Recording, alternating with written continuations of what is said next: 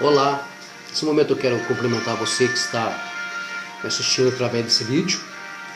Gostaria de convidar você para a leitura de um texto bíblico aqui na segunda carta de Paulo aos Coríntios, capítulo de número 5.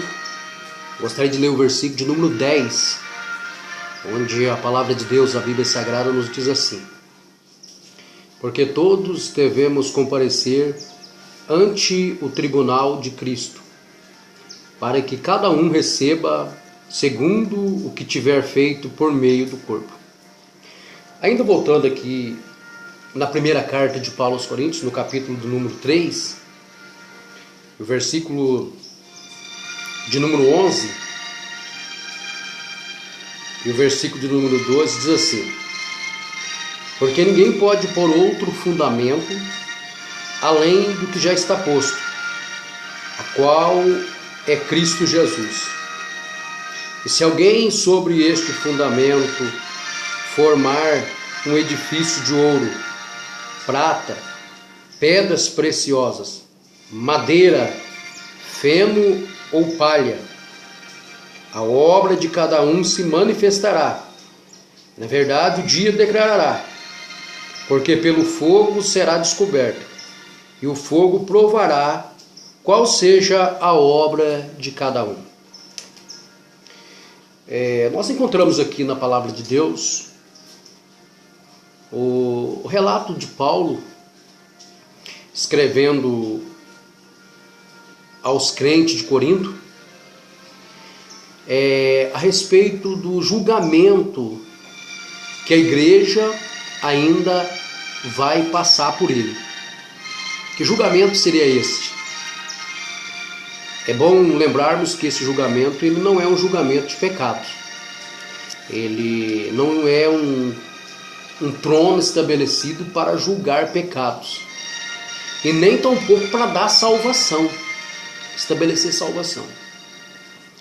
Ele é chamado na Bíblia Sagrada de Tribunal de Cristo. O que seria esse Tribunal de Cristo? Essa palavra no original grego quer dizer bema, é uma palavra grega que fala de uma plataforma elevada aonde coroava os vencedores das competições atléticas na antiga Grécia. E a Bíblia usou muita linguagem figurada da época para poder trazer a realidade das profecias bíblicas e do que irá acontecer com os vencedores em Cristo no arrebatamento. Quando terminarmos a nossa carreira aqui na terra, ou seja, no arrebatamento da igreja, que também será o momento em que os mortos serão ressuscitados e transladados juntamente com os vivos para receber de Cristo o galardão. Esse tribunal, que em grego significa bema, ele se estabelece nas nuvens, antes da igreja entrar no céu, antes dela participar das bodas do Cordeiro. Cristo vai galardoar todos os arrebatados e os ressuscitados no momento do arrebatamento da igreja. A Bíblia é categórica em dizer que ele estabelece esse tribunal para galardoar os que foram vencedores da grande batalha. Esse tribunal que é estabelecido nos céus, ele pelo menos dará aos vencedores 5 tipos de coroas diferentes. Quando nós estudamos o Novo Testamento, nós encontramos no primeiro livro, na primeira carta aos Coríntios, no capítulo 9, no versículo 25, nós temos ali uma coroa chamada coroa incorruptível. Essa será uma das coroas que Cristo dará ao vencedor. Essa coroa é chamada também a coroa do vencedor, daquele que conseguiu vencer tudo aqui neste mundo e chegou no arrebatamento da igreja. O segundo tipo de coroa que nós encontramos, ela está lá em Apocalipse capítulo 2, versículo 10. Ela é chamada de coroa da vida. Essa coroa é dado para os mártires, aqueles que perderam a sua vida por amor a Cristo. Nós vivemos num país onde somos dirigidos pela democracia. O governo democrático não é um governo bom, porque é um governo onde todo mundo opina, defende os seus direitos e muitas vezes sem cumprir os seus deveres. E o Brasil é um dos países dirigido pela democracia, onde todo mundo opina, dá as suas ideias. Mas existem muitos países que é dirigido pela tirania, é dirigido pela ditadura dos seus governos. Em países como esse, a igreja não tem liberdade de pregar a palavra de Deus, porque geralmente existe uma religião oficial, e aqueles que não aderem à religião oficial são considerados como traidores do Estado. E países como a China, países como o Nepal, hoje nós estamos vendo aí a barbaridade que são feitas com os cristãos que vivem no mundo muçulmano. E muitos cristãos têm perdido a sua vida por amor a Cristo. E essas pessoas no arrebatamento da igreja receberão então essa coroa aqui chamada coroa da vida, também conhecido como a coroa dos mártires, aqueles que morreram por amor a Cristo. Em Apocalipse 2:10 está escrito: ser fiel até a morte e dar-te-ei a coroa da vida. Nós temos aí a terceira coroa, que é chamada a coroa de glória. Essa coroa ela se encontra lá na primeira carta de Pedro, capítulo 5, versículo 2 a 4, chamado também coroa do presbítero. Essa coroa é dada para aqueles que estão aí apacentando o rebanho de Deus. Faz parte do galardão daqueles que irão ser presenteados por Jesus. Coroa do presbítero, chamado de coroa de glória também. É dado àqueles que uma vez deixaram tudo para servir a Deus e o povo de Deus. Serão galardoados com essa coroa. Nós temos aí a quarta coroa, que é chamado coroa da justiça. Ela está lá em 2 Timóteo capítulo 4, versículo 8.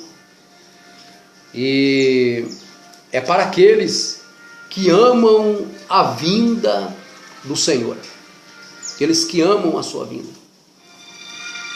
Paulo estava no final do seu ministério quando ele expressa a seguinte frase: eu combati o bom combate, acabei a carreira e desde agora a coroa da justiça ela me está guardada, a qual o justo juiz me dará naquele dia, e não somente a mim, mas a todos que amarem a sua vinda. Você que está me assistindo agora através desse vídeo, você ainda ama a vinda de Cristo? Você ainda aguarda o momento que o Senhor irá voltar para arrebatar a sua igreja? A maioria dos cristãos hoje não acredita que Jesus vai voltar mais.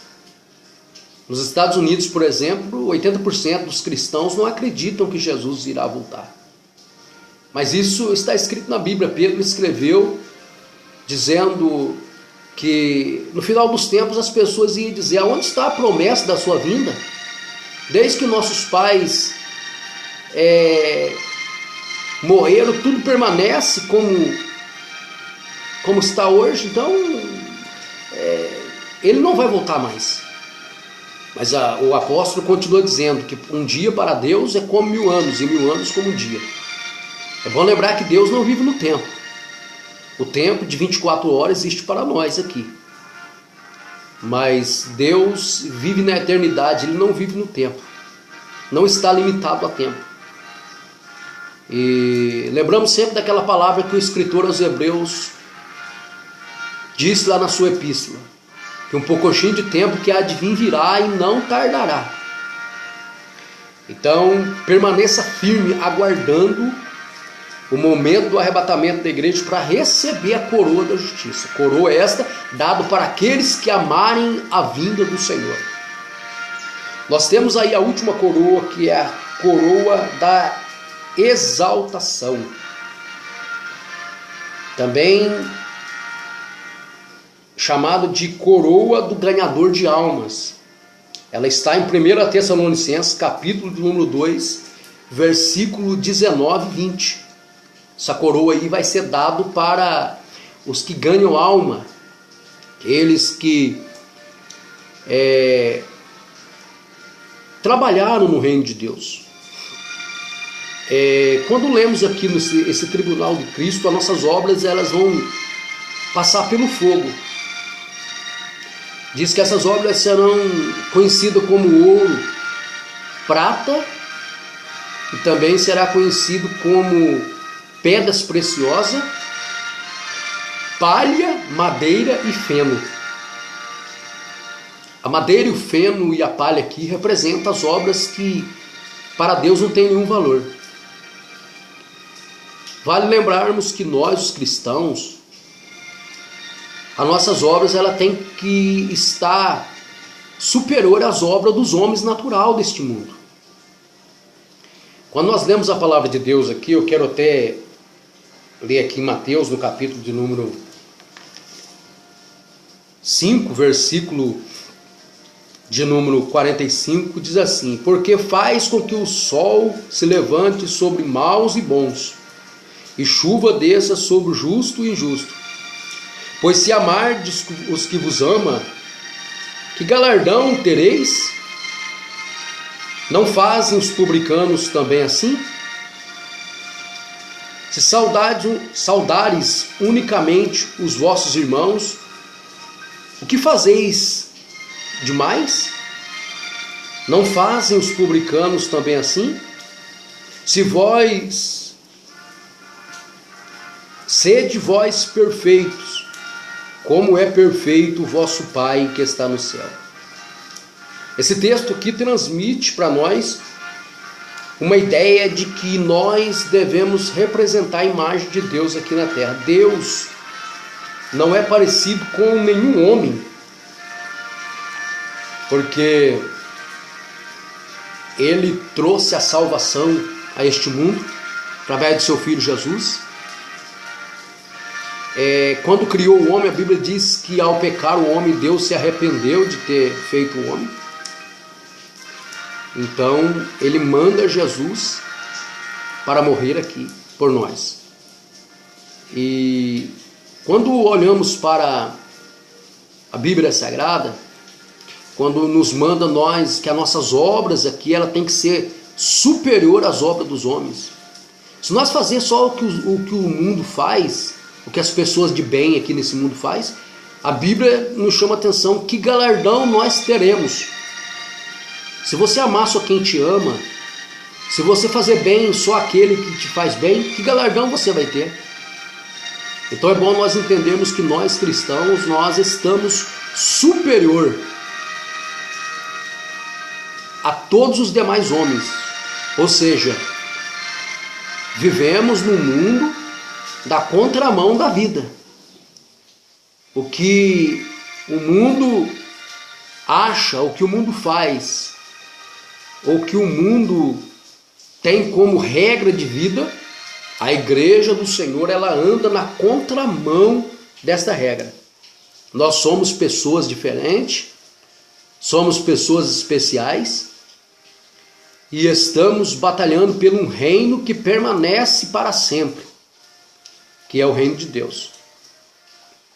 Então, eu te pergunto neste dia, as suas obras estão fundamentadas em ouro, prata, pedras preciosas ou em palha, madeira ou feno? Veja bem que madeira, palha e feno não resistirá ao fogo. Ou seja, se as nossas obras for parecidas com as obras do mundo, se nós temos uma regra de vida parecida com a do mundo, ou se nós amamos só aquele que nos ama, que galardão nós vamos ter? E a Bíblia aqui nesse versículo que eu li aqui em Mateus, o último versículo, diz assim: sede vós perfeito, como é perfeito o vosso Pai que está no céu. Ou seja, traga em si uma imagem de Deus. Traga em si uma imagem de Cristo, que quando esteve aqui, veio fazer o seu papel, foi perseguido, morto, crucificado, mas nunca levantou a sua mão para amaldiçoar alguém. Nunca levantou a sua mão para que fosse dilacerado os seus inimigos. Ele até nos conta uma parábola, lá no capítulo 10 do Evangelho de Lucas, do bom samaritano. Interessante nós observarmos que um homem descia de Jerusalém para Jericó, caiu na mão dos salteadores e ali ficou quase morto no chão. E por ali passa 3 indivíduos: sacerdote e o levita e o auxiliar do sumo sacerdote. Passam por ali e a Bíblia diz que passa de largo. Mas vem o bom samaritano e desce da sua cavalgadura, pega aquele homem machucado, coloca ali azeite e vinagre nas suas feridas, coloca sobre a sua cavalgadura, vai na frente puxando, leva ele para um hospital e paga as despesas e dá uma ordem: cuida bem dele, e tudo que você gastar, eu te pagarei quando voltar. Pois se tratando de uma parábola, nós entendemos que o bom samaritano ali é uma representação de Cristo. Jesus está superior à religião, porque o sacerdote ali representava a religião. O levita ali, quem era o levita? Quando nós olhamos hoje para os nossos dias aí, quantas pessoas aí se intitulam levita? Nem sabe a ideia de que é ser um levita. Vai estudar a palavra de Deus, vai ver lá no tempo de Salomão, no tempo de Davi, o que era ser um levita. Pessoas que nem têm ideia bíblica do que é ser um levita, mas se intitulam levitas por aí. Jesus veio e mostrou que ele está acima do levita, acima do sacerdote que representa a religião. A religião passou e deixou o homem caído. O levita passou e deixou o homem caído. Levitas para vender DVD, para vender CD, tem uns montes por aí. Mas quem está preocupado em ir nas favelas, nas periferias dos bairros pobres, nos grandes centros urbanos? Quem está preocupado em ir lá evangelizar, pregar a palavra de Deus? Quem está preocupado em sair nas caladas da noite, entregar um folheto para um viciado em droga, evangelizar uma prostituta? Quem está preocupado com isso? Carregar um título? Ser artista? Ser estrela gospel?